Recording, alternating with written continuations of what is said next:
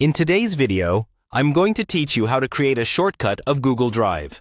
We'll walk through this slowly so you can follow along on your own computer.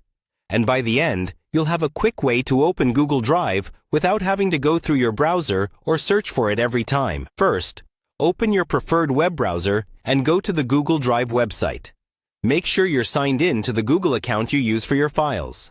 Once Drive is open and you can see your folders and documents, we're ready to turn this into a shortcut. Now look at the address bar at the very top of your browser window.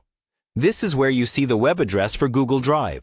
What we want to do is turn this page into something you can open directly from your desktop or Start menu.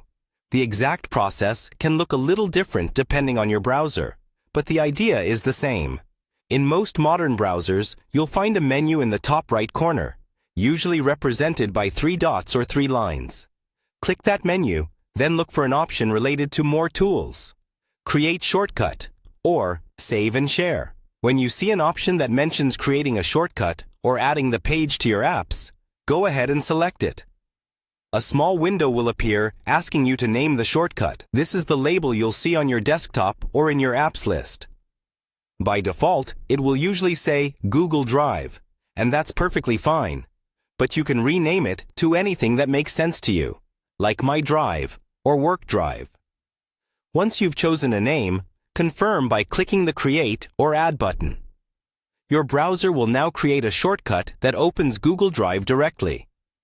Check your desktop or your applications list to find the new icon. When you double-click it, it should launch your browser and take you straight to Google Drive, saving you a few steps every time you want to access your files. If you like to keep things organized, you can drag this shortcut to your taskbar or dock, so it's always one click away. You can also move it into a folder on your desktop if you prefer a cleaner look. And that's all there is to it. You've successfully created a shortcut to Google Drive, making it much faster and easier to reach your files whenever you need them.